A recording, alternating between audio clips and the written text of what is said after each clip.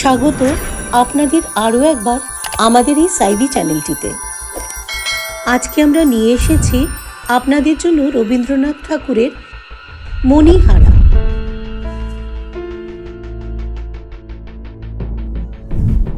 গল্পের মূল বিষয়বস্তু ফণিভূষণ এবং মণিমালিকার দাম্পত্য, যেখানে মনের মিল, আবেগ, টান না থাকলেও রয়েছে এক অদ্ভুত টানাপোড়েন। সেখানে রয়েছে ফণিভূষণের স্ত্রীকে পাওয়ার নিদারুণ আকুতি এবং স্ত্রী মণিমালিকার গয়নার প্রতি অসম্ভব আসক্তি। এখানে সে লৌকিক থেকে অলৌকিক সত্তায় ফিরে আসে কেবলমাত্র গয়নার টানে। শুধুমাত্র পার্থিব আসক্তি নারীকে মৃত্যুর পরেও কঙ্কাল রূপে ফিরিয়ে আনতে পারে, তা রবীন্দ্রনাথ ঠাকুর পুঙ্খানুপুঙ্খভাবে উপস্থাপন করেছেন দুই ব্যক্তির কথোপকথনের মাধ্যমে। এক অলৌকিক সত্তার গা ছমছমে পরিবেশে উপস্থিত হওয়া এবং তারপর গল্পের পরিণতি এক অদ্ভুত দিকে চলে যায়, শেষ হয়েও যেন শেষ হয় না। আপনারা দেখুন, আশা করি আপনাদের ভালো লাগবে। আপনাদের মতামত জানাতে কিন্তু আমাদের ভুলবেন না। অবশ্যই কমেন্ট বক্সে জানাবেন এরপর আপনারা আমাদের থেকে আর কি কি শুনতে চান। হ্যাঁ, লাইক আর সাবস্ক্রাইব করতে কিন্তু ভুলবেন না।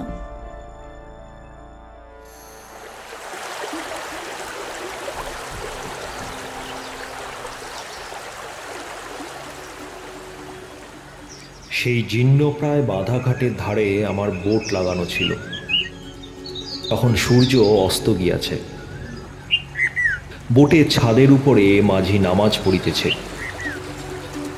পশ্চিমের জ্বলন্ত আকাশপটে তাহার নীরব উপাসনা ক্ষণে ক্ষণে ছবির মতো আঁকা পড়িতেছিল। স্থির রেখাহীন নদীর জলের উপর ভাসাতীত অসংখ্য বর্ণচ্ছটা দেখিতে দেখিতে ফিকা হইতে গাঢ় লেখায়, সোনার রং হইতে ইস্পাতের রঙে, এক আভা হইতে আরেক আভায় মিলাইয়া আসিতেছিল। জানলা ভাঙা, বারান্দা ঝুলিয়া পড়া, জরাগ্রস্ত বৃহৎ অট্টালিকার সম্মুখে অশ্বত্থমূল বিদারিত ঘাটের উপরে ঝিল্লিমুখর সন্ধেবেলায় একলা বসিয়া আমার শুষ্ক চক্ষুর কোণ ভিজিবে ভিজিবে করিতেছে এমন সময় মাথা হইতে পা পর্যন্ত হঠাৎ চমকিয়া উঠিয়া শুনিলাম, মহাশয়ের কোথা হইতে আগমন? দেখিলাম ভদ্রলোকটি স্বল্পাহার শীর্ণ, ভাগ্যলক্ষ্মী কর্তৃক নিতান্ত অনাদৃত। বাংলাদেশের অধিকাংশ বিদেশি চাকরের যেমন একরকম বহুকাল জীর্ণ সংস্কার বিহীন চেহারা, ইহারও সেই রূপ। ধুতির উপরে একখানি মলিন তৈলাক্ত অসামী মটকার বোতাম খোলা চাপকান। কর্মক্ষেত্র হইতে যেন অল্পক্ষণ হইল ফিরিতেছেন এবং সে সময় কিঞ্চিত জলপান খাওয়া উচিত ছিল। সে সময় হতভাগ্য নদী তীরে কেবল সন্ধ্যার হাওয়া খাইতে আসিয়াছেন। আগন্তুক সোপান পার্শ্বে আসন গ্রহণ করিলেন।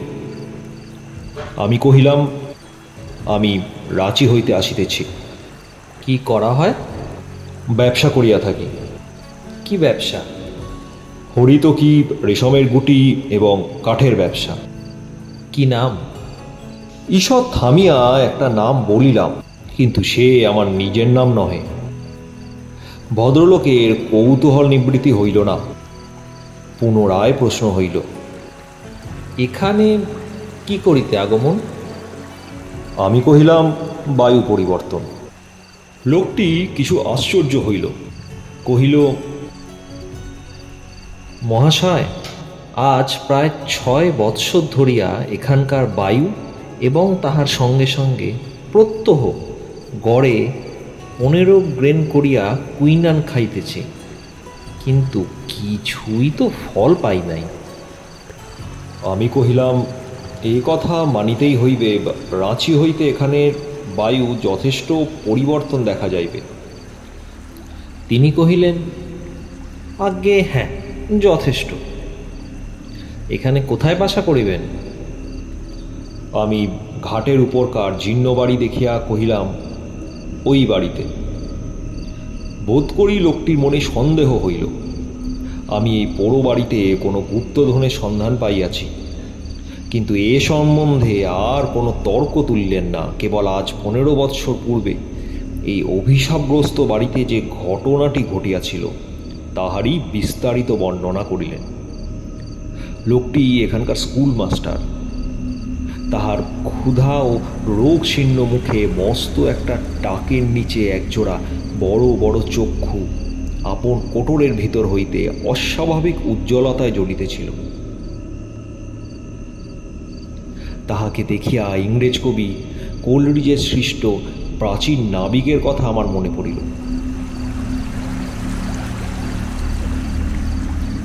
মাঝি নামাজ পড়া সমাধা করিয়া রন্ধন কার্যে মন দিয়েছে। সন্ধ্যার শেষ আভাটুকু মিলাইয়া আসিয়া ঘাটের উপরকার জনশূন্য অন্ধকার বাড়ি আপন পূর্বাবস্থার প্রকাণ্ড প্রেত মূর্তির মতো নিস্তব্ধ দাঁড়িয়া রহিল।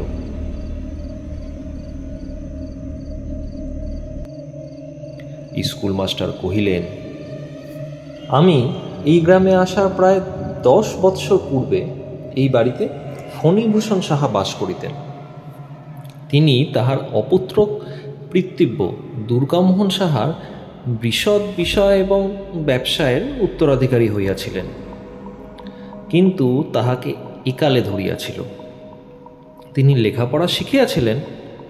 তিনি জুতা সমেত সাহেবের অফিসে ঢুকিয়া সম্পূর্ণ খাঁটি ইংরেজি বলিতেন, তাহাতে আবার দাড়ি রাখিয়াছিলেন। সুতরাং সাহেব সওগাতদের নিকট তাহার উন্নতির সম্ভাবনা মাত্র ছিল না। তাহাকে দেখিবা মাত্রই নব্যব্যঙ্গ বলিয়া ঠাহর হইত। আবার ঘরের মধ্যেও এক উপসর্গ জুটিয়াছিল। তাহার স্ত্রীটি ছিলেন সুন্দরী, একে কলেজে পড়া, তাহাতে সুন্দরী স্ত্রী। সুতরাং সেকালের চালচলন আর রহিল না। এমনকি ব্যায়াম হইলে অ্যাসিস্ট্যান্ট সার্জনকে ডাকা হইত। অসন বসন ভূষণও এই পরিমাণে বাড়িয়া উঠিতে লাগিল। মহাশয় নিশ্চয়ই বিবাহিত। অতএব এ কথা আপনাকে বলাই বাহুল্য যে সাধারণত স্ত্রী জাতি কাঁচা আম, ঝাল লঙ্কা এবং কড়া স্বামী ভালোবাসে। যে দুর্ভাগ্য পুরুষ নিজের স্ত্রীর ভালোবাসা হইতে বঞ্চিত, সে যে কুশ্রী অথবা নির্ধন তাহা নহে, সে নিতান্ত নিরীহ।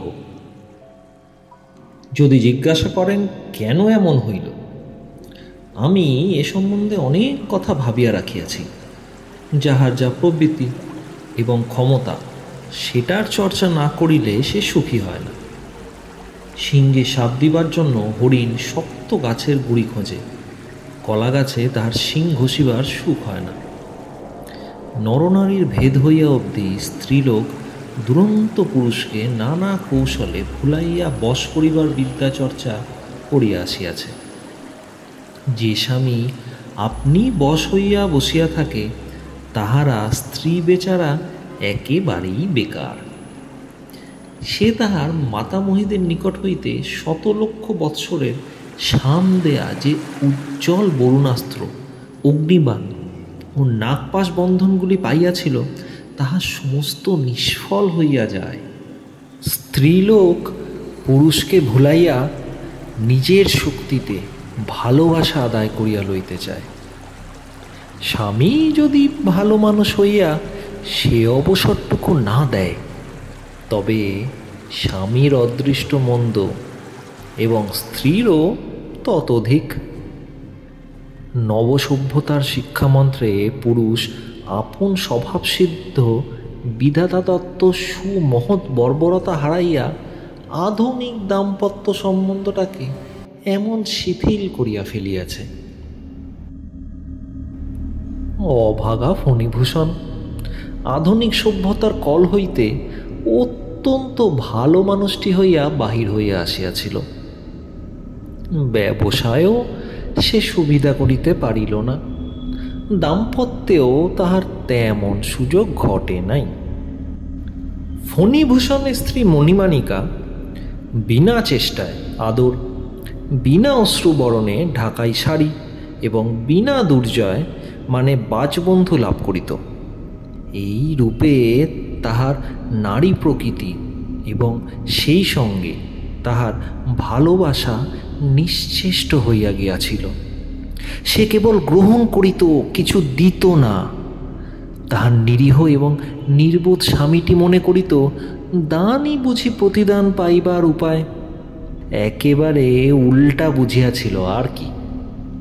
ইহার ফল হইল এই যে স্বামীকে সে আপন ঢাকাই শাড়ি এবং বাজবন্ধু যোগাইবার যন্ত্রস্বরূপ জ্ঞান করিত।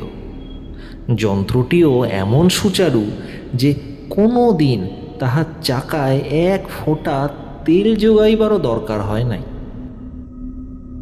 ফণিভূষণের জন্মস্থান ফুলবেড়ে, বাণিজ্য স্থান এখানে, কর্মানুরোধে এখানেই তাহাকে অধিকাংশ সময় থাকিতে হইত। ফুলবেড়ের বাড়িতে তাহার মা ছিল না, তবু পিসি মাসি অন্য 5 জন ছিল।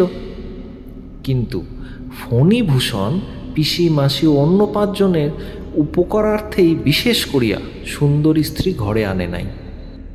সুতরাং স্ত্রীকে সে 5 জনের কাছ থেকে আনিয়া এই কুঠিতে একলা নিজের কাছেই রাখিল। কিন্তু অন্যান্য অধিকার হইতে স্ত্রী অধিকারের প্রভেদ এই যে স্ত্রীকে 5 জনের কাছ হইতে বিচ্ছিন্ন করিয়া একলা নিজের কাছে রাখিলে যে সবসময় বেশি করিয়া পাওয়া যায় তাহা নহে। স্ত্রীটি বেশি কথাবার্তা কহিত না, পাড়া প্রতিবেশিনীদের সঙ্গেও তাহার মেলামেশা ছিল না। ব্রত উপলক্ষ করিয়া 2 ব্রাহ্মণকে খাওয়ানো বা বৈষ্ণবীকে 2 পয়সা ভিক্ষা বেশি দেয়া কখনো তাহার দ্বারা ঘটে নাই। তাহার হাতে কোনো জিনিস নষ্ট হয় নাই, কেবল স্বামীর আদরগুলো ছাড়া। আর যাহা পাইয়াছে সমস্তই জমা করিয়া রাখিয়াছে।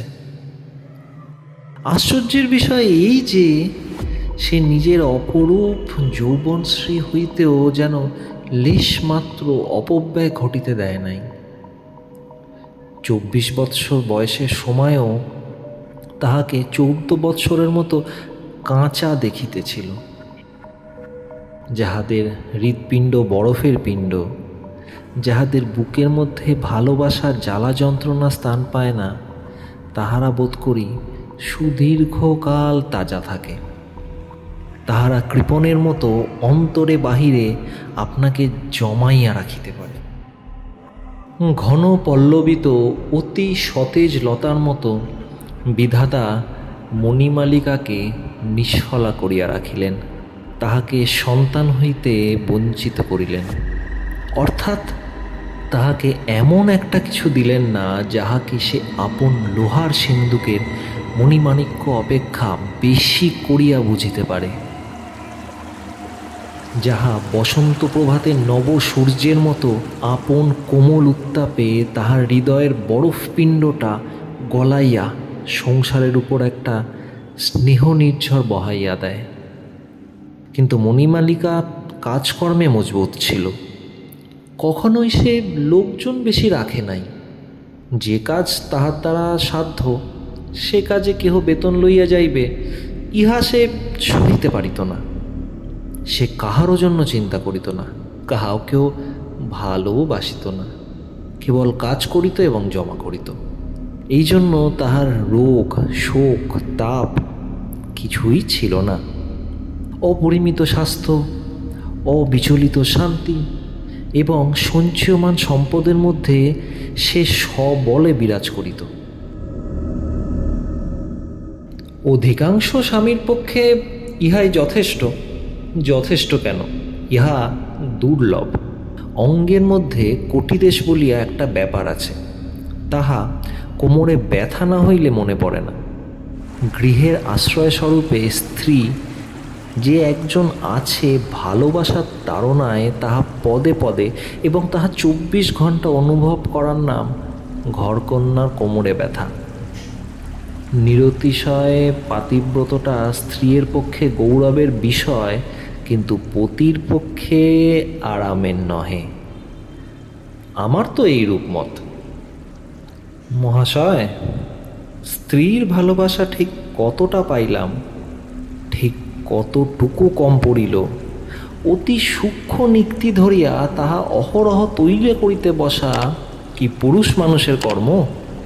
স্ত্রী আপনার কাজ করুক, আমি আপনার কাজ করি, ঘরের মোটা হিসেব তো এই। অব্যক্তের মধ্যে কতটা ব্যক্ত, ভাবের মধ্যে কতটুকু অভাব, সুস্পষ্টের মধ্যেও কি পরিমাণ ইঙ্গিত, অনুপরমাণুর মধ্যে কতটা বিপুলতা। ভালোবাসাবাসীর তত সুসূক্ষ্ম বোধশক্তি বিধাতা পুরুষ মানুষকে দেন নাই, দিবার প্রয়োজন হয় নাই। পুরুষ মানুষের তিল পরিমাণ অনুরাগ বিরাগের লক্ষণ হইয়া মেয়েরা বটে ওজন করিতে বসে। কথার মধ্য হইতে আসল ভঙ্গিটুকু এবং ভঙ্গির মধ্য হইতে আসল কথাটুকু চিরিয়া চিরিয়া চুনিয়া চুনিয়া বাহির করিতে থাকে। কারণ পুরুষের ভালোবাসাই মেয়েদের বল, তাহাদের জীবন ব্যবসায়ের মূলধন। ইহাই হাওয়ার গতিক লক্ষ্য করিয়া ঠিক সময়ে ঠিক মতো পাল ঘুরাইতে পারিলে তবেই তাহাদের তরণী তরিয়া যায়। এই জন্যই বিধাতা ভালোবাসামান যন্ত্রটি মেয়েদের হৃদয়ের মধ্যেই ঝুলাইয়া দিয়াছেন, পুরুষদের দেন নাই। কিন্তু বিধাতা যাহা দেন নাই, সম্প্রতি পুরুষরা সেটি সংগ্রহ করিয়া লইয়াছেন। কবিরা বিধাতার উপর টেক্কা দিয়া এই দুর্লভ যন্ত্রটি, এই দিগদর্শন যন্ত্রশলাকাটি নির্বিচারে সর্বসাধারণের হস্তে দিয়াছেন। বিধাতার দোষ দিই না, তিনি মেয়ে পুরুষকে যথেষ্ট ভিন্ন করিয়াই সৃষ্টি করিয়াছিলেন, কিন্তু সভ্যতায় সে ভেদ আর থাকে না। এখন মেয়েও পুরুষ হইতেছে, পুরুষও মেয়ে হইতেছে। সুতরাং ঘরের মধ্য হইতে শান্তি ও শৃঙ্খলা বিদায় লইল। এখন শুভ বিবাহের পূর্বে পুরুষকে বিবাহ করিতেছি না মেয়েকে বিবাহ করিতেছি, তাহা কোনো মতে নিশ্চয় করিতে না পারিয়া বরকন্যা উভয়ই চিত্ত আশঙ্কায় দুরু দুরু করিতে থাকে। আপনি বিরক্ত হইতেছেন? একলা পড়িয়া থাকি, স্ত্রীর নিকট হইতে নির্বাসিত, দূর হইতে সংসারের অনেক নিগূঢ় তত্ত্ব মনের মধ্যে উদয় হয়। এগুলো ছাত্রদের কাছে বলিবার বিষয় নয়, কথা প্রসঙ্গে আপনাকে বলিয়া লইলাম, চিন্তা করিয়া দেখিবেন। মোট কথাটা এই যে, যদি রন্ধনে নুন কম হইত না এবং পানে চুন বেশি হইত না, তথাপি ফণিভূষণের হৃদয় কি যেন কি নামক একটা দুঃসাধ্য উৎপাত অনুভব করিত। স্ত্রীর কোনো দোষ ছিল না, কোনো ভ্রম ছিল না, তবু স্বামীর কোনো সুখ ছিল না। সে তাহার সহধর্মিনীর শূন্য গহ্বর হৃদয়ে লক্ষ্য করিয়া কেবল হীরা মুক্তার গহনা ঢালিত, কিন্তু সেগুলো পড়িতা গিয়া লোহার সিন্দুকে হৃদয় শূন্যই থাকিত। খুড়া দুর্গামোহন ভালোবাসা এত সূক্ষ্ম করিয়া বুঝিত না, এত কাতর হইয়া চাহিত না, এত প্রচুর পরিমাণে দিত না, অথচ খুড়ির নিকট হইতে তাহা অজস্র পরিমাণে লাভ করিত।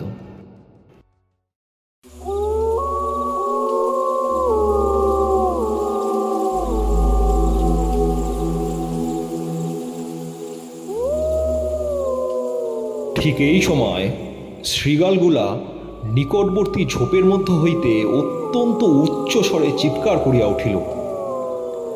মাস্টারমশায়ের গল্প স্রোতে মিনিট কয়েকের জন্য বাধা পড়িল। ঠিক মনে হইল সেই অন্ধকার সভাভূমিতে কৌতুকপ্রিয় শৃগাল সম্প্রদায় স্কুল মাস্টারের ব্যাখ্যাত দাম্পত্য নীতি শুনিয়াই হোক, বা নবসভ্যতা দুর্লভ ফণিভূষণের আচরণেই হোক, রইয়া অট্টহাস্য করিয়া উঠিতে লাগিল। তাহাদের ভাবোচ্ছ্বাস নিবৃত হইয়া জলস্থল দ্বিগুণতর নিস্তব্ধ হইলে পর মাস্টার সন্ধ্যার অন্ধকারে তাহার বৃহৎ উজ্জ্বল চক্ষু পাকাইয়া গল্প বলিতে লাগিলেন। ফণিভূষণের জটিল এবং বহু বিস্তৃত ব্যবসায় হঠাৎ একটা ফাঁড়া উপস্থিত হইল। ব্যাপারটা কি তাহা আমার মতো অব্যবসায়ীর পক্ষে বোঝা এবং বোঝানো শক্ত। মোদ্দা কথা, সহসা কি কারণে বাজারে তাহার ক্রেডিট রাখা কঠিন হইয়া পড়িয়াছিল। যদি কেবলমাত্র 5টা দিনের জন্য সে কোথাও হইতে 1,00,000 টাকা বাহির করিতে পারে, বাজারে একবার বিদ্যুতের মতো এই টাকাটা চেহারা দেখাইয়া যায়, তাহা হইলেই মুহূর্তের মধ্যে সংকট উত্তীর্ণ হইয়া তাহার ব্যবসা পাল ভরে ছুটাইয়া চলিতে পারে। টাকাটার সুযোগ হইতেছে না। স্থানীয় পরিচিত মহাজনদের নিকট হইতে ধার করিতে প্রবৃত্ত হইয়াছে, এরূপ জনরব উঠিলে তাহার ব্যবসায়ের দ্বিগুণ অনিষ্ট হবে। আশঙ্কায় তাহাকে অপরিচিত স্থানে ঋণের চেষ্টা দেখিতে হইতেছিল। সেখানে উপযুক্ত বন্ধক না রাখিলে চলে না। গহনা বন্ধক রাখিলে লেখাপড়া এবং বিলম্বের কারণ থাকে না, চটপট এবং সহজেই কাজ হইয়া যায়। ফণিভূষণ একবার স্ত্রীর কাছে গেল। নিজের স্ত্রীর কাছে স্বামী যেমন সহজভাবে যাইতে পারে, ফণিভূষণের তেমন করিয়া যাইবার ক্ষমতা ছিল না। সে দুর্ভাগ্যক্রমে নিজের স্ত্রীকে ভালোবাসিত, যেমন ভালোবাসা কাব্যের নায়ক কাব্যের নায়িকাকে বাসে। যে ভালোবাসায় সন্তর্পণে পদক্ষেপ করিতে হয় এবং সকল কথা মুখ ফুটিয়া বাহির হইতে পারে না। যে ভালোবাসার প্রবল আকর্ষণ সূর্য এবং পৃথিবীর আকর্ষণের ন্যায় মাঝখানে একটা অতি দূর ব্যবধান রাখিয়া দেয়।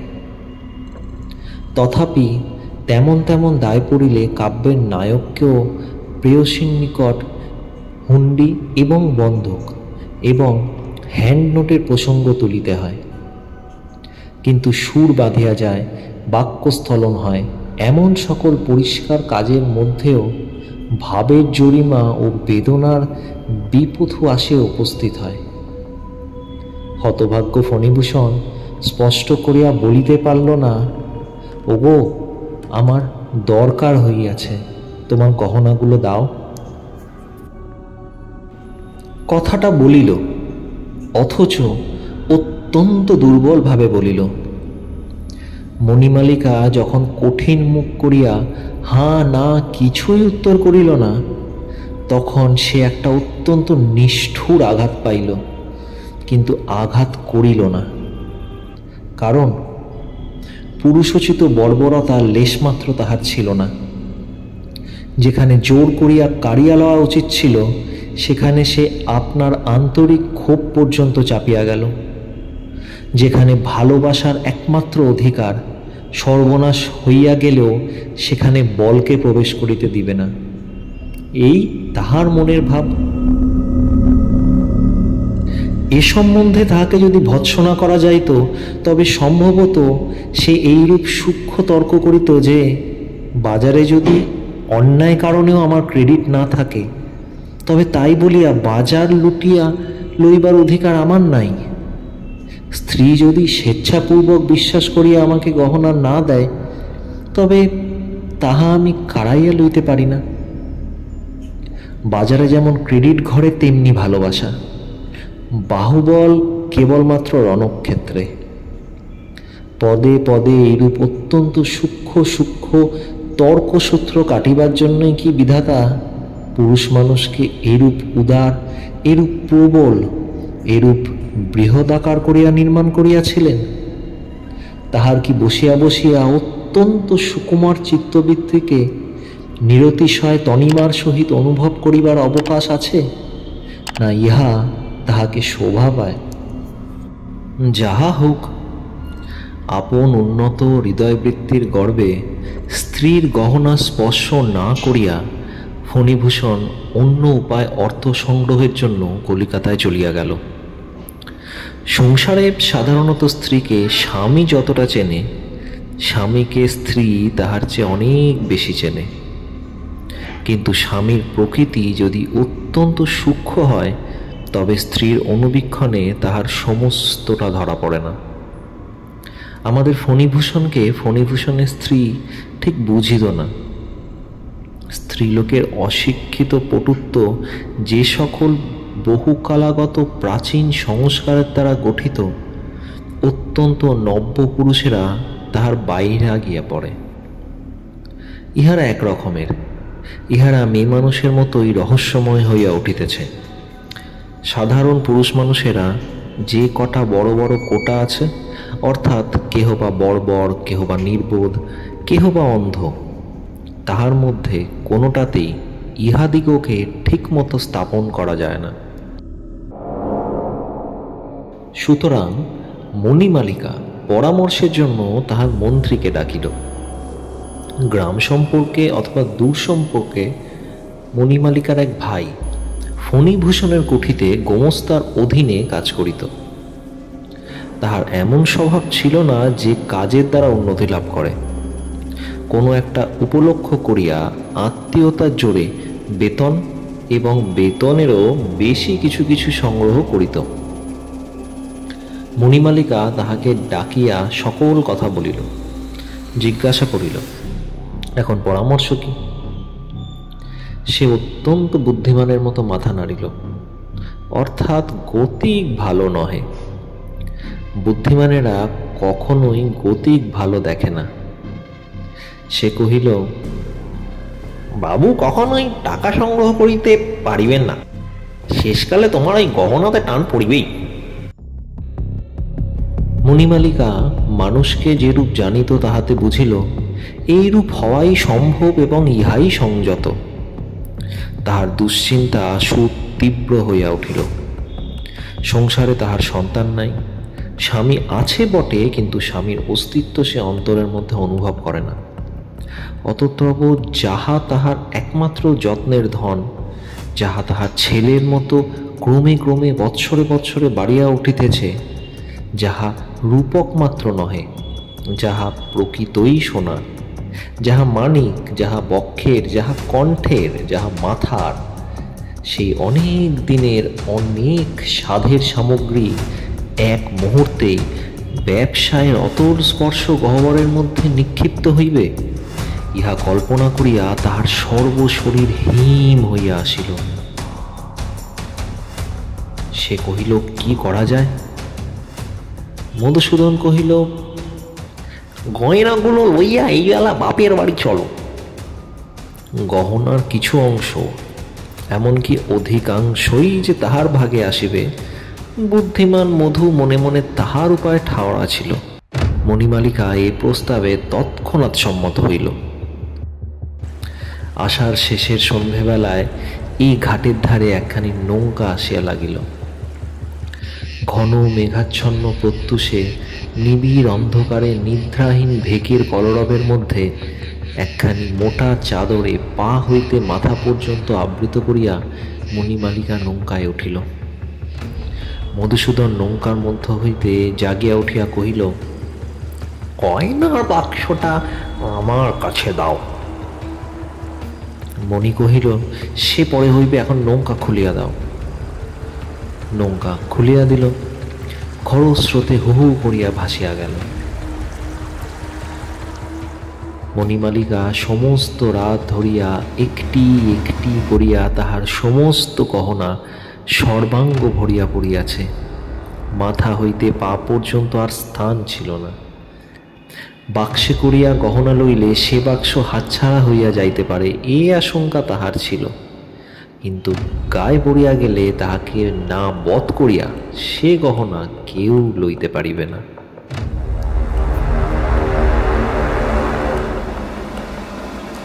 সঙ্গে কোনো প্রকার বাক্স না দেখিয়া মধুসূদন কিছু বুঝিতে পারিল না। মোটা চাদরের নিচে যে মণিমালিকার দেহপ্রাণের সঙ্গে সঙ্গে দেহপ্রাণের অধিক গহনাগুলি আচ্ছন্ন ছিল, তাহা সে অনুমান করিতে পারে নাই।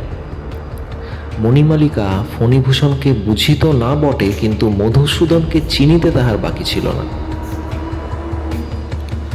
মধুসূদন গোমস্তার কাছে একখানা চিঠি রাখিয়া গেল যে সে কর্তৃকে পিত্রালয় পৌঁছাইয়া দিতে রওনা হইল। গোমস্তা ফণিভূষণের বাপের আমলের। সে অত্যন্ত বিরক্ত হইয়া হস্যইকারকে দীর্ঘইকার এবং দন্তস্বকে তালবস্য করিয়া মনিবকে এক পত্র লিখিল। ভালো বাংলা লিখিল না, কিন্তু স্ত্রীকে অযথা প্রশ্রয় দেওয়া যে পুরুষোচিত নহে এ কথাটা ঠিক মতোই প্রকাশ করিল। ফণিভূষণ মণিমালিকার মনের কথাটা ঠিক বুঝিল।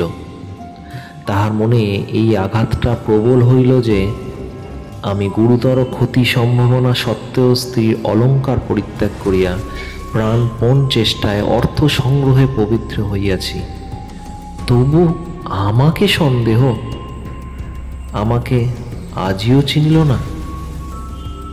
নিজের প্রতি যে নিদারুণ অন্যায় ক্রুদ্ধ হওয়া উচিত ছিল, ফণিভূষণ তাহাতে ক্ষুব্ধ হইল মাত্র। পুরুষ মানুষ বিধাতার ন্যায় দণ্ড, তাহার মধ্যে তিনি বজ্রাণী নিহিত করিয়া রাখিয়াছেন। নিজের প্রতি অথবা অপরের প্রতি অন্যায়ের সংঘর্ষে সে যদি দপ করিয়া জ্বলিয়া উঠিতে না পারে, তবে ধিক তাহাকে। পুরুষ মানুষ দাবাগ্নির মতো রাগিয়া উঠিবে সামান্য কারণে, আর স্ত্রীলোক শ্রাবণ মেঘের মতো অশ্রুপাত করিতে থাকিবে বিনা উপলক্ষে। বিধাতা এইরূপ বন্দোবস্ত করিয়াছিলেন, কিন্তু সে আর টেকে না।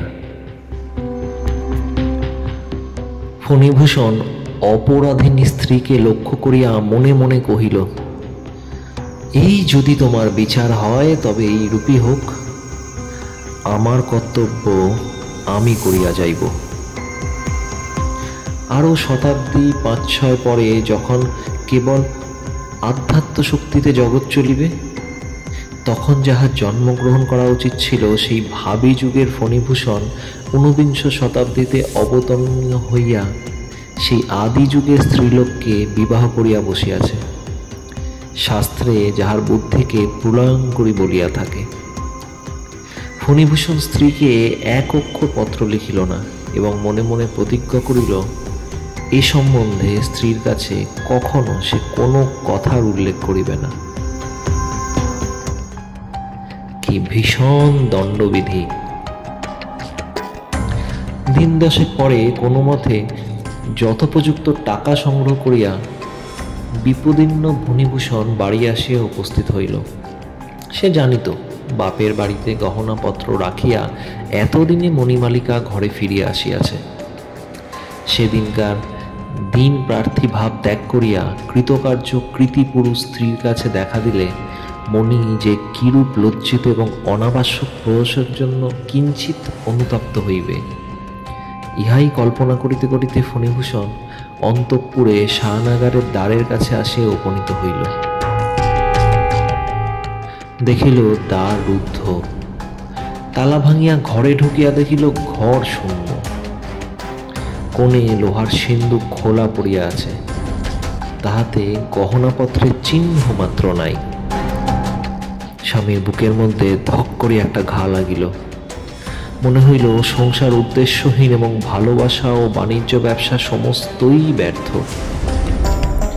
আমরা এই সংসার পিঞ্জরের প্রত্যেক শলাকার উপর প্রাণপাত করিতে বসিয়াছি, কিন্তু তাহার ভিতরে পাখি নাই, রাখিলেও সে থাকে না। তবে অহরহ হৃদয়খানি রক্তমানিক ও অশ্রুজলের মুক্তামালা দিয়া কি সাজাইতে বসিয়াছি। এই চিরজীবনের সর্বস্ব জুড়ানো শূন্য সংসার খাঁচাটা ফণিভূষণ মনে মনে পদাঘাত করিয়া অতি দূরে ফেলিয়া দিল। ফণিভূষণ স্ত্রীর সম্বন্ধে কোনো রূপ চেষ্টা করিতে চাহিল না। মনে করিল, যদি ইচ্ছা হয় তো ফিরিয়া আসিবে। বৃদ্ধ ব্রাহ্মণ গোমস্তা আসিয়া কহিল, চুপ করিয়া থাকিলে কি হইবে, কর্তৃবধূর খবর লওয়া চাই তো। এই বলিয়া মণিমালিকার পিত্রালয় লোক পাঠাইয়া দিল। সেখান হইতে খবর আসিল, মণি অথবা মধু এ পর্যন্ত সেখানে পৌঁছে নাই। তখন চারিদিকে খোঁজ পড়িয়া গেল। নদী তীরে প্রশ্ন করিতে করিতে লোক ছুটিল। মধুর তল্লাশ করিতে পুলিশে খবর দেওয়া হইল। কোন নৌকা, নৌকার মাঝি কে, কোন পথে তাহারা কোথায় চলিয়া গেল, তাহার কোনো সন্ধান মিলিল না। সর্বপ্রকার আশা ছাড়িয়া দিয়া একদিন ফণিভূষণ সন্ধ্যাকালে তাহার পরিত্যক্ত শয়নগৃহের মধ্যে প্রবেশ করিল। সেদিন জন্মাষ্টমী, সকাল হইতে অবিশ্রান্ত বৃষ্টি পড়িতেছে। উৎসব উপলক্ষে গ্রামের প্রান্তরে একটা মেলা বসে। সেখানে আটচালার মধ্যে বারোয়ারির যাত্রা আরম্ভ হইয়াছে। মুষল ধারায় বৃষ্টিপাত শব্দে যাত্রার গানের সুর মৃদুতর হইয়া কানে আসিয়া প্রবেশ করিতেছে। ওই যে বাতায়নের উপরে শিথিল কবজা দরজাটা ঝুলিয়া পড়িয়াছে, ওইখানে ফণিভূষণ অন্ধকারে একলা বসিয়াছিল। বাদলার হাওয়া, বৃষ্টির ছাট এবং যাত্রার গান ঘরের মধ্যে প্রবেশ করিতেছিল। কোনো খেয়ালই ছিল না। ঘরের দেয়ালে লক্ষ্মী সরস্বতীর একজোড়া ছবি টাঙানো, আলনার উপরে একটি গামছা ও তোয়ালে, একটি চুড়ি পেরে ও একটি ডুরে শাড়ি সদ্য ব্যবহারযোগ্যভাবে পাকানো ঝুলানো রহিয়াছে। ঘরের কোণের টিপাইয়ের ওপরে পিতলের ডিবায় মণিমালিকার স্বহস্ত রচিত গুটিগত পান শুষ্ক হইয়া পড়িয়া আছে। কাঁচের আলমারির মধ্যে তাহার আবল্য সঞ্চিত চীনের পুতুল, এসেন্সের শিশি, রঙিন কাচের ডিক্যান্টার, শৌখিন তাস, সমুদ্রের বড় বড় কড়ি, এমনকি শূন্য সাবানের বাক্সগুলি পর্যন্ত অতি পরিপাটি করিয়া সাজানো।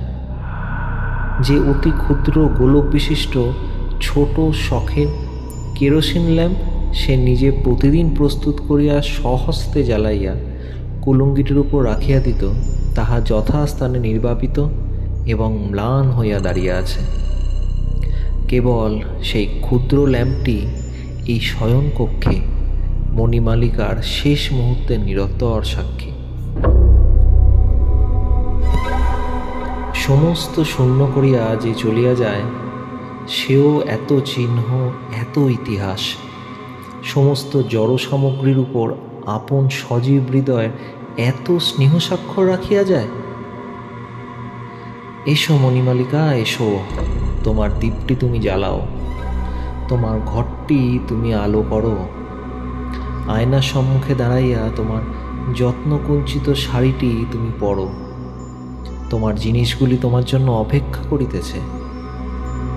তোমার কাছ হইতে কেহ কিছু প্রত্যাশা করে না, কেবল তুমি উপস্থিত হইয়া মাত্র তোমার অক্ষয় যৌবন, তোমার অম্লান সৌন্দর্য লইয়া চারিদিকের এই সকল বিপুল বিক্ষিপ্ত অনাথ জড় সামগ্রী রাশিকে একটি প্রাণের ঐক্যে সঞ্জীবিত করিয়া রাখো। এই সকল মুখ প্রাণহীন পদার্থের অব্যক্ত ক্রন্দন গৃহকে শ্মশান করিয়া তুলিয়াছে।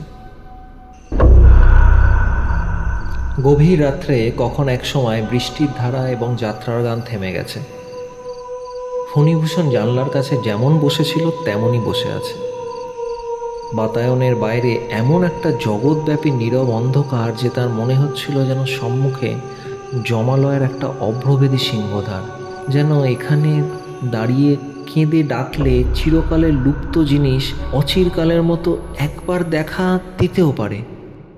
এই মসীকৃষ্ণ মৃত্যুর পটে এই অতি কঠিন নিকষ পাষাণের উপর সেই হারানো সোনার একটি রেখা পড়তেও পারে। এমন সময় একটা ঠক ঠক শব্দের সঙ্গে সঙ্গে গয়নার ঝমঝম শব্দ শোনা গেল। ঠিক মনে হলো শব্দটা নদীর ঘাটের উপর হইতে উঠে আসছে। তখন নদীর জল এবং রাত্রির অন্ধকার এক হয়ে মিশে গেছে। পুলকিত ফণিভূষণ দুই উৎসুক চোখ দিয়ে অন্ধকার ঠেলে ঠেলে দেখার চেষ্টা করতে লাগলো। স্ফীত হৃদয় এবং ব্যগ্র দৃষ্টি ব্যথিত হয়ে উঠল। কিছু দেখা গেল না। দেখিবার চেষ্টা যতই একান্ত বাড়িয়া উঠিল, অন্ধকার ততই যেন ঘনীভূত, জগৎ ততই যেন ছায়াবৎ হইয়া আসিল। প্রকৃতি নিশীথ রাত্রে আপন মৃত্যুনিকেতনের গবাক্ষ দ্বারে অকস্মাৎ অতিথি সমাগম দেখিয়া দ্রুত হস্তে আরও একটা বেশি করিয়া পর্দা ফেলিয়া দিল। শব্দটা ক্রমে ঘাটের সর্বোচ্চ শোপনতল ছাড়িয়া বাড়ির দিকে অগ্রসর হইতে লাগিল। বাড়ির সম্মুখে আসিয়া থামিল। দেউড়ি বন্ধ করিয়া দারোয়ান যাত্রা শুনিতে গিয়াছিল। তখন সেই রুদ্ধ দ্বারের উপর ঠক ঠক ঝমঝম করিয়া ঘা পড়িতে লাগিল, যেন অলঙ্কারের সঙ্গে সঙ্গে একটা শক্ত জিনিস দ্বারের উপর আসিয়া পড়িতেছে। ফণিভূষণ আর থাকিতে পারিল না। নির্বাণ দ্বীপ কক্ষগুলি পার হইয়া অন্ধকার সিঁড়ি দিয়া নামিয়া রুদ্ধ দ্বারের নিকট আসিয়া উপস্থিত হইল। দ্বার বাহির হইতে তালা বন্ধ ছিল। ফণিভূষণ প্রাণপণে দুই হাতে সেই দ্বার নাড়া দিতেই সেই সংঘাতে এবং তাহার শব্দে চমকিয়া জাগিয়া উঠিল। দেখিতে পাইল সে নিদ্রিত অবস্থায় উপর হইতে নিচে নামিয়া আসিয়াছিল। তাহার সর্ব শরীর ঘর্মাক্ত, হাত পা বরফের মতো ঠান্ডা এবং হৃৎপিণ্ড নির্বাণমুখ প্রদীপের মতো স্ফুরিত হইতেছে। স্বপ্ন ভাঙিয়া দেখিল বাহিরে আর কোনো শব্দ নাই, কেবল শ্রাবণের ধারা তখনও ঝড়ো ঝড়ো শব্দে পড়িতেছিল এবং তাহারই সহিত মিশ্রিত হইয়া শোনা যাইতেছিল যাত্রার ছেলেরা ভোরের সুরে দাঁত দিয়েছে। যদিচ ব্যাপারটা সমস্তই স্বপ্ন, কিন্তু এত অধিক নিকটবর্তী এবং সত্যব্রত যে ফণিভূষণের মনে হইল যেন অতি অল্পের জন্যেই সে তাহার অসম্ভব আকাঙ্ক্ষা আশ্চর্য সফলতা হইতে বঞ্চিত হইল। সেই জলপতন শব্দের সহিত দুরাগত ভৈরবীর টান তাহাকে বলিতে লাগিল, এই জাগরণী স্বপ্ন, এই জগৎই মিথ্যা। তাহার পরদিনেও যাত্রা ছিল এবং দারোয়ানেরও ছুটি ছিল। ফণিভূষণ হুকুম দিল, আজ সমস্ত রাত্রি যেন দেউড়ির দরজা খোলা থাকে। দারোয়ান কহিল, মেলা উপলক্ষে নানা দেশ হইতে নানা প্রকার লোক আসিয়াছে, দরজা খোলা রাখিতে সাহস হয় না। ফণিভূষণ সে কথা মানিল না। দারোয়ান কহিল, তবে আমি সমস্ত রাত্রি হাজিরা থাকিয়া পাহারা দিব। ফণিভূষণ কহিল, সে হইবে না, তোমাকে যাত্রা শুনিতে যাইতেই হইবে। দারোয়ান আশ্চর্য হইয়া গেল। পরদিন সন্ধ্যাবেলায় দীপ নিভাইয়া দিয়া ফণিভূষণ তার শয়ন কক্ষের সেই বাতায়নে আসিয়া বসিল। আকাশে অবৃষ্টি সংরম্ভ মেঘ এবং চতুর্দিকে কোনো একটি অনির্দিষ্ট আসন্ন প্রতীক্ষার নিস্তব্ধতা। ভেকের অশ্রান্ত কলরব এবং যাত্রার গানের চিৎকার ধ্বনি সেই স্তব্ধতা ভাঙিতে পারে নাই, কেবল তাহার মধ্যে একটা অসঙ্গত অদ্ভুত রস বিস্তার করিতেছিল। অনেক রাত্রে একসময় ভেক এবং ঝিল্লি এবং যাত্রার দলের ছেলেরা চুপ করিয়া গেল এবং রাত্রের অন্ধকারের উপর আরও একটা কিসের অন্ধকার আসিয়া পড়িল। বোঝা গেল এইবার সময় আসিয়াছে। পূর্বদিনের মতো নদীর ঘাটে একটা ঠক ঠক এবং ঝমঝম শব্দ উঠিল, কিন্তু ফণিভূষণ সেদিকে চোখ ফিরাইল না। তাহার ভয় হইল পাছে অধীর ইচ্ছা এবং অশান্ত চেষ্টায় তাহার সকল ইচ্ছা সকল চেষ্টা ব্যর্থ হইয়া যায়, পাছে আগ্রহের বেগ তার ইন্দ্রিয় শক্তিকে অভিভূত করিয়া ফেলে। সে আপনার সকল চেষ্টা নিজের মনকে দমন করিবার জন্য প্রয়োগ করিল, কাঠের মূর্তির মতো শক্ত হইয়া স্থির হইয়া বসিয়া রহিল। সিঞ্জিত শব্দ আজ ঘাট হইতে ক্রমে ক্রমে অগ্রসর হইয়া মুক্ত দ্বারের মধ্যে প্রবেশ করিল। শোনা গেল অন্দরমহলের গোল সিঁড়ি দিয়া ঘুরিতে ঘুরিতে শব্দ উপরে উঠিতেছে। ফণিভূষণ আপনাকে আর দমন করিতে পারে না। তাহার বক্ষ তুফানের ডিঙির মতো আছাড় খাইতে লাগিল এবং নিঃশ্বাস রোধ হইবার উপক্রম হইল। গোল সিঁড়ি শেষ করিয়া সেই শব্দ বারান্দা দিয়ে ক্রমে ঘরের নিকটবর্তী হইতে লাগিল। অবশেষে ঠিক সেই শয়নকক্ষের দ্বারের কাছে আসিয়া খটখট এবং ঝমঝমে থামিয়া গেল। কেবল চৌকাঠটি পার হইলেই হয়। ফণিভূষণ আর থাকিতে পারিল না। তাহার রুদ্ধ আবেগ এক মুহূর্তে প্রবল বেগে উচ্ছ্বসিত হইয়া উঠিল। সে বিদ্যুৎ বেগে চৌকি হইতে উঠিয়া কাঁদিয়া চিৎকার করিয়া উঠিল, মণি! অমনি সচকিত হইয়া জাগিয়া দেখিল, তাহারই সেই ব্যাকুল কণ্ঠের চিৎকারে ঘরের সার্সিগুলো পর্যন্ত ধ্বনিত স্পন্দিত হইতেছে। বাহিরে সেই ভেকের কলরব এবং যাত্রার ছেলেদের ক্লিষ্ট কণ্ঠের গান। ফণিভূষণ নিজের ললাটে সবলে আঘাত করিল। পরদিন মেলা ভাঙিয়া গেছে। দোকানি এবং যাত্রার দল চলিয়া গেল। ফণিভূষণ হুকুম দিল, সেদিন সন্ধ্যার পর তাহার বাড়িতে সে নিজে ছাড়া আর কেহই থাকিবে না। চাকরেরা স্থির করিল, বাবু তান্ত্রিক মতে একটা কি সাধনে নিযুক্ত আছেন। ফণিভূষণ সমস্ত দিন উপবাস করিয়া রহিল। জনশূন্য বাড়িতে সন্ধেবেলায় ফণিভূষণ বাতায়ন তলে আসিয়া বসিল। সেদিন আকাশের স্থানে স্থানে মেঘ ছিল না এবং ধৌত নির্মল বাতাসের মধ্য দিয়া নক্ষত্রগুলিকে অত্যুজ্জ্বল দেখাইতেছিল। কৃষ্ণপক্ষ দশমীর চাঁদ উঠিতে অনেক বিলম্ব আছে। মেলা উত্তীর্ণ হইয়া যাওয়াতে পরিপূর্ণ নদীতে নৌকা মাত্রই ছিল না এবং উৎসব জাগরণ ক্লান্ত গ্রাম 2 রাত্রি জাগরণের পর আজ গভীর নিদ্রায় মগ্ন। ফণিভূষণ একখানা চৌকিতে বসিয়া চৌকি পিঠের উপর মাথা ঊর্ধ্বমুখ করিয়া তারা দেখিতেছিল।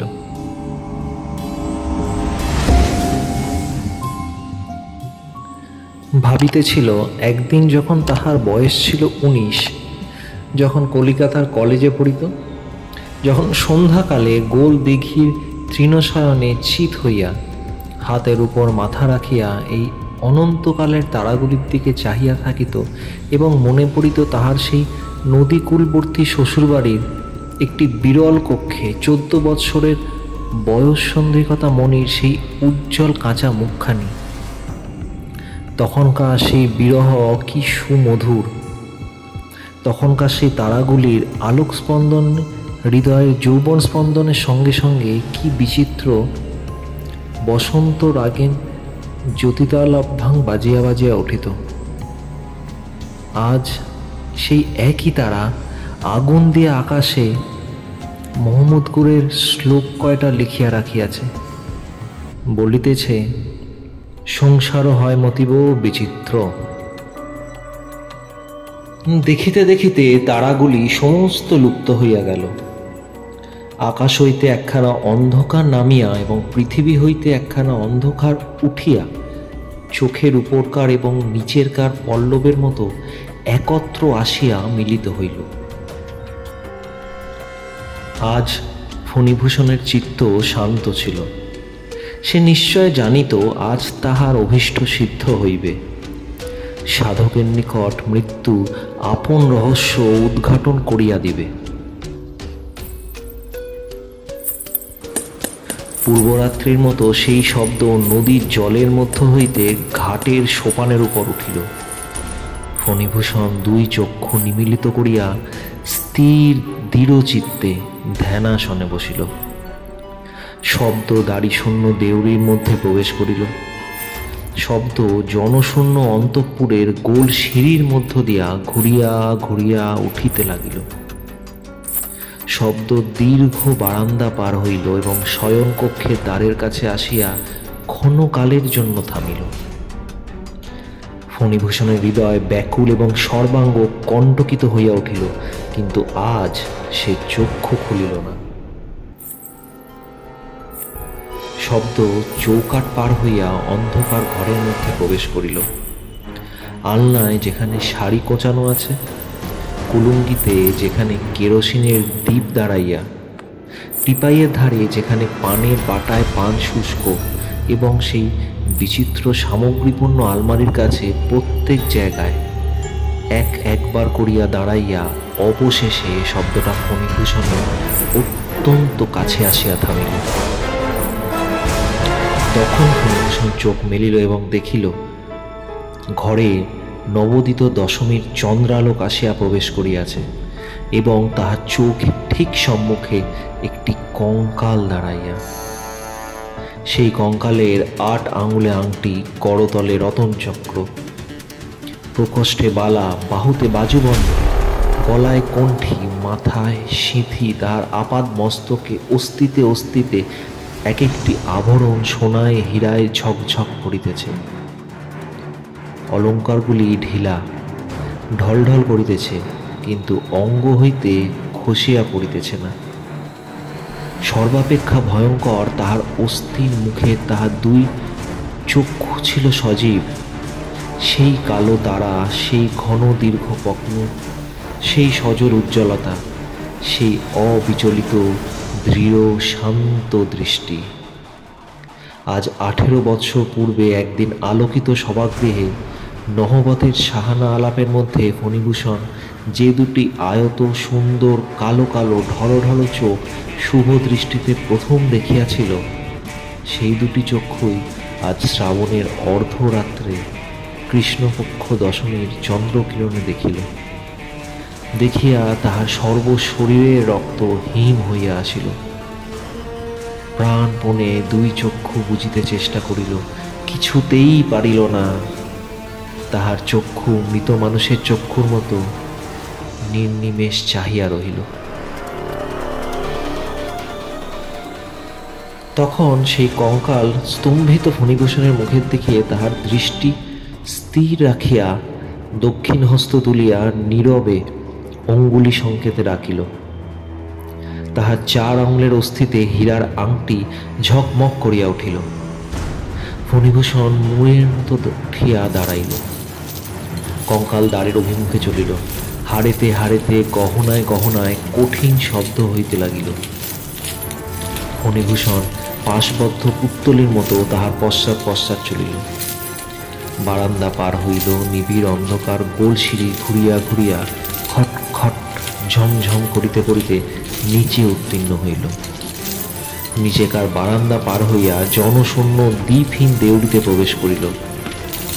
অবশেষে দেউড়ি পার হইয়া ইটের খোয়া দেয়া বাগানের রাস্তায় বাহির হইল। খোয়াগুলি অস্তিপাতে করকর করিতে লাগিল। সেখানে ক্ষীণ জ্যোৎস্না ঘন ডালপালার মধ্যে আটক খাইয়া কোথাও নিষ্কৃতির পথ পাইতেছিল না। সেই বর্ষার নিবিড় বন্ধ অন্ধকার ছায়াপথে জোনাকির ঝাঁকের মধ্য দিয়া উভয় নদীর ঘাটে আসিয়া উপস্থিত হইল। ঘাটের যে ধাপ বাইয়া শব্দ উপরে উঠিয়াছিল, সেই ধাপ দিয়া অলঙ্কৃত কঙ্কাল তাহার আন্দোলনহীন ঋজু গতিতে কঠিন শব্দ করিয়া এক পা নামিতে লাগিল। পরিপূর্ণ বর্ষা নদীর প্রবল স্রোত জলের উপর জ্যোৎস্নার একটি দীর্ঘ রেখা ঝিকঝিক করিতেছে। কঙ্কাল নদীতে নামিল। অনুবর্তী ফণিভূষণও জলে পা দিল। জল স্পর্শ করিবা মাত্র ফণিভূষণের তন্দা ছুটিয়া গেল। সম্মুখে আর তাহার পথপ্রদর্শক নাই, কেবল নদীর পরপারে গাছগুলা স্তব্ধ হইয়া দাঁড়াইয়া এবং তাহাদের মাথার পরে খণ্ড চাঁদ শান্ত অবাকভাবে চাহিয়া আছে। আপাদ মস্তক বারংবার শিহরিয়া স্থলিত পদে ফণিভূষণ স্রোতের মধ্যে পড়িয়া গেল। যদিও সাঁতার জানিত, কিন্তু স্নায়ু তাহার বশ মানিল না। স্বপ্নের মধ্য হইতে কেবল মুহূর্তমাত্র জাগরণের প্রান্তে আসিয়া পরক্ষণে অতুল স্পর্শ সুপ্তির মধ্যে নিমগ্ন হইয়া গেল।